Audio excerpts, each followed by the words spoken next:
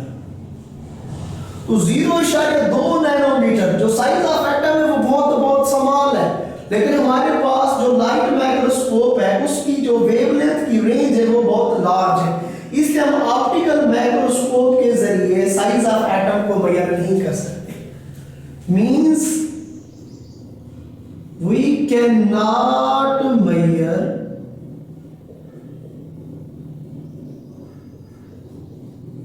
size of atom through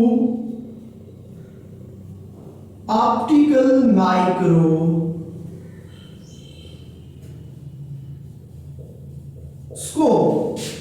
फिर हमने क्या यूज किया है ऑप्टिकल माइक्रोस्कोप के बाद, फिर हमने यूज किया इलेक्ट्रॉन माइक्रोस्कोप। तो नेक्स्ट हमारे पास क्या आ रही बच्चे, by electron microscope.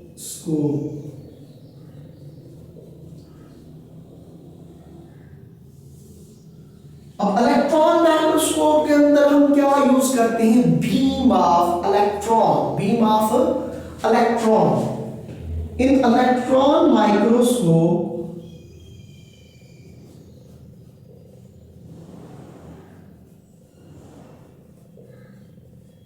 we use beam of electron. हम इलेक्ट्रॉन की रेडिएशन यूज करते हैं हैविंग वेवलेंथ, जिनकी जो वेवलेंथ है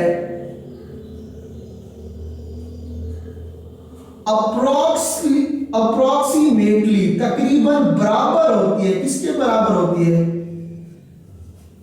इक्वल टू wavelength of या फिर approximately equal to size of atom।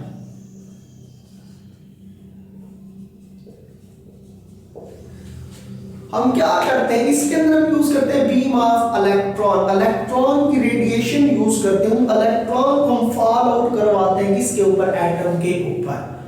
उससे हम क्या करते हैं, इनके साइज को मेजर करने की कोशिश करते हैं।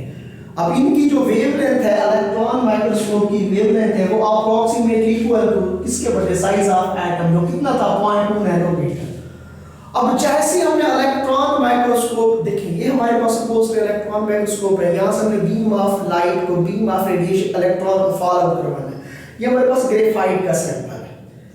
जैसे ग्रेफाइट के सैंपल के ऊपर हमने इलेक्ट्रॉन माइक्रोस्कोप को फॉल करवाया, बीम ऑफ इलेक्ट्रॉन को फॉल करवाया, तो इस तरह की हमारे पास एक स्ट्रक्चर बन गई। उसको हम देखते हैं बच्चे, हिस्ट्री को मेरे ख्याल में मेरे इस बात तो ये हो गया आपके लिहाज से। जिसने राइट करना है इसको लिख ले बच्चे, मेरे इसको नहीं लगाओ।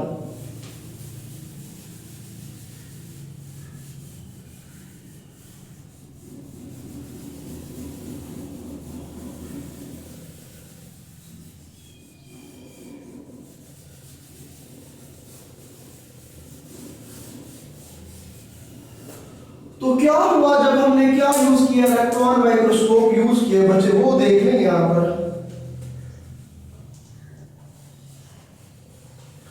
एग्जांपल दे रहे हैं इसकी बच्चे, ग्रेफाइट सैंपल की। फॉर एग्जांपल ग्रेफाइट सैंपल,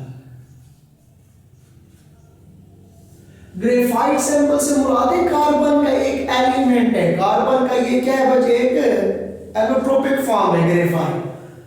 अब इधर देखिए बच्चे, जब हमने ग्रेफाइट के सैंपल के ऊपर इलेक्ट्रॉन माइक्रोस्कोप को, बीम ऑफ इलेक्ट्रॉन को फॉल करवाया, तो इस तरह की हमें एक स्ट्रक्चर नजर आई है। इधर देखिए बच्चे,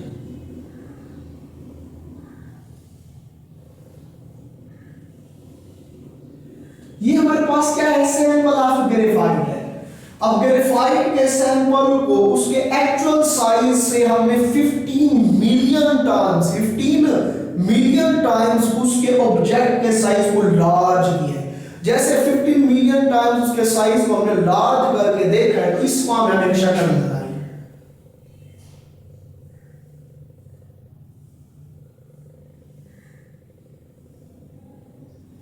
ये हमारे पास क्या बचे, ग्रेफाइट का एक सैंपल है।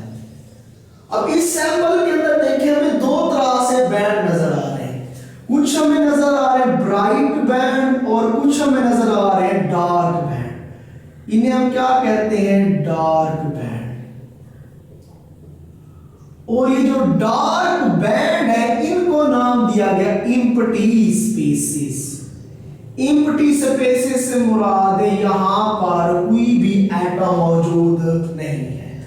और दरमियान में ये वाले जो ब्राइट बैंड है, इन ब्राइट बैंड को नाम दिया गया किसका बच्चे, एटम का। किसका नाम दिया गया बच्चे, ब्राइट बैंड को नाम दिया गया किसका बच्चे, एटम का।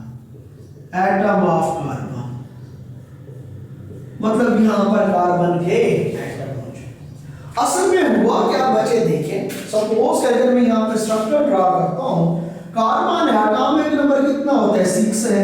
तो इसके अंदर इलेक्ट्रॉन बिछे होंगे, सेंटर में न्यूक्लियस, पहला शेल और दूसरा शेल। तीसरा शेल होगा जरूर, वो अलग बात, इसके अंदर इलेक्ट्रॉन मौजूद नहीं होंगे। पहले शेल में 2 इलेक्ट्रॉन होंगे, दूसरे में 4। अच्छा, इलेक्ट्रॉन किस फॉर्म में लिख सकता हूं, 1 इलेक्ट्रॉन, 2 इलेक्ट्रॉन, 3 इलेक्ट्रॉन और 4 इलेक्ट्रॉन।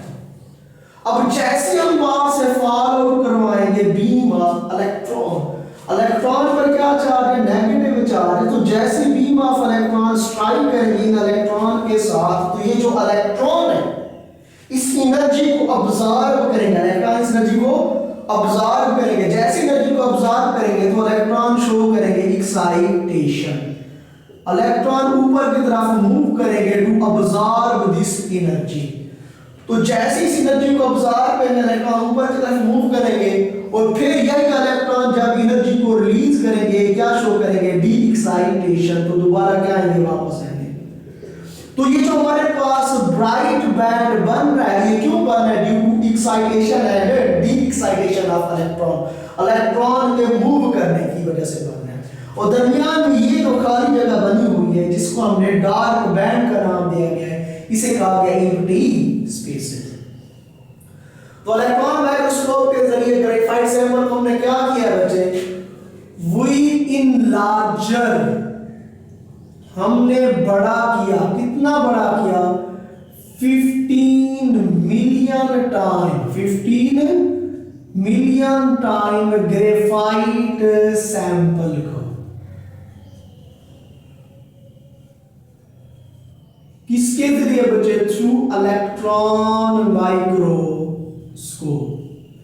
जैसे हमने इलेक्ट्रॉन माइक्रोस्कोप के जरिए उसको 15 मिलियन टाइम बच्चे इनलार्ज किया है, तो हमें कितनी तरह के बैंड नजर आए, 2 तरह के, डार्क बैंड और bright band.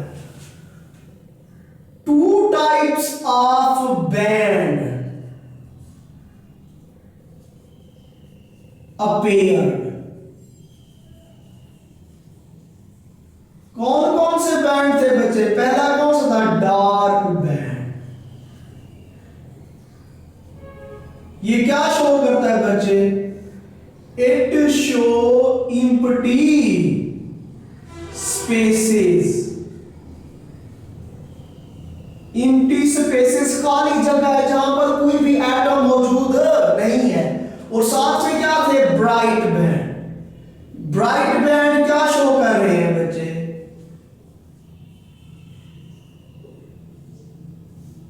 it show presence of carbon atom, presence of carbon atom। और ये बनते क्यों है बच्चे हमारे पास bright band, they form due to excitation and de-excitation of electron, excitation and de-excitation of electron। Excitation कहते हैं बच्चे इलेक्ट्रॉन का एनर्जी अब्सॉर्ब करके मूव करना lower orbit to higher orbit. मतलब कम एनर्जी वाले ऑर्बिट से ज्यादा एनर्जी वाले ऑर्बिट की तरफ इलेक्ट्रॉन का मूव करना क्या कहलाता है? एक्साइटेशन। और डी एक्साइटेशन से मुराद है इलेक्ट्रॉन का मूव करना from higher energy orbit to lower energy. Okay बच्चे, इससे भी हमें कुछ खास फायदा नहीं होगा। हमें स्ट्रक्चर ऑफ एटम क्लियर नजर नहीं आई, एटम का हमें कंसेप्ट उसका साइज मुहैया नहीं किया हमने।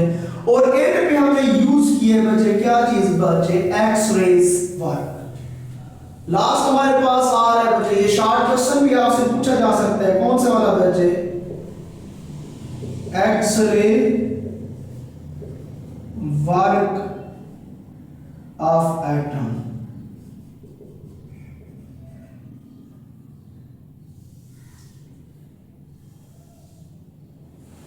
अब जब हमने एक्स-रे यूज किया बच्चे, तो एक्स-रे स्टडी हमें क्या शो करती है? ये देखिए बच्चे, x-ray study show that size of atom, पहले हमने मेंशन किया था कितना था? Size of atom is 10 raised to power -10 metre और 0.2 नैनोमीटर। 2 × 10 मीटर। अगर आपने -10 मीटर को नैनोमीटर में कन्वर्ट करना है तो क्या करना है बच्चे? इसको आप क्या करते हैं? 10⁻⁻9 के साथ मल्टीप्लाई करते हैं। जैसे मल्टीप्लाई करेंगे या इसको एक दर्जा जैसे उधर लेके जाएंगे तो 0.9 हो जाएगा और 10⁻⁻9 बच जाएगा और -9 बराबर होते हैं 1 नैनोमीटर के। दूसरा तो मैं ये कहना चाहता हूँ, आपके पास क्या है? 2 × 10⁻⁻10 है ना। अगर एक दर्जे इशारिया कहाँ आ जाए? इधर आएंगे। कहाँ आएंगे? इधर आएंगे तो एक क्या हो जाएगा? प्लस हो जाएगा, मतलब 0.2 हो जाएगा। क्योंकि एक दर्जा आप इधर आ जाए तो क्या आ जाएगा? 10⁻+1 आ जाएगा। इधर आगे तो ये क्या था? क्रॉस 10⁻10 था। तो -10 में से +1 गया, क्या बचेगा? -9। 0.2 जरा 10⁻9 और -9 बराबर होता है किसके बच्चे? 10⁻⁻9 बराबर होता है बच्चे नैनोमीटर के। तो इसलिए हमने जहां पर 10⁻⁻9 बचे उसके क्या लिखा है? नैनोमीटर लिख दिया। होप सो बच्चे आपको ये वाला समझ आ गया होगा कि किसके बराबर होता है। अच्छा, ये हमारे पास साइज ऑफ एटम को हमने मेजर किया है किसकी मदद से? एक्स-रे की मदद से, जो कितना है बच्चे? 2 × 10⁻10 मीटर और 0.2 नैनोमीटर। अच्छा, साइज ऑफ एटम बेसिकली है, ये जो एटम है बेसिकली स्फेरिकल फॉर्म में होता है, इस फॉर्म में। तो इस स्फेरिकल फॉर्म के अंदर एक स्फीयर से लेकर, एक कॉर्नर से लेकर दूसरे कॉर्नर तक, ये जो डिस्टेंस है यहां से लेकर यहां तक जो डिस्टेंस है, that is called size of atom. इसे कहते हैं डायामीटर। डायामीटर कहते हैं या फिर साइज ऑफ एटम कहते हैं। ओके बच्चा, आपको समझ आ गया होगा बेसिकली ये साइज ऑफ एटम या डायामीटर क्या है। एटम स्फेरिकल फॉर्म में होगा तो एक कॉर्नर से लेकर दूसरे कॉर्नर तक ये जो डिस्टेंस है कितना हमारे पास? 0.2 नैनोमीटर है। ओके, नेक्स्ट हमारे पास क्या आ रहा है बच्चे? Masses of atom. तो हमारे पास जो एटम के मैसेज थे, masses of atoms are in the range of, कौन सी रेंज में थे बच्चे? 10⁻⁻25 किलोग्राम टू 10⁻⁻27 किलोग्राम की रेंज में थे। तो जो एटम का मास है वो कितना है? 10⁻⁻25 टू 10⁻⁻27 किलोग्राम। बच्चे पॉइंट्स में -25 से मुराद है ये जो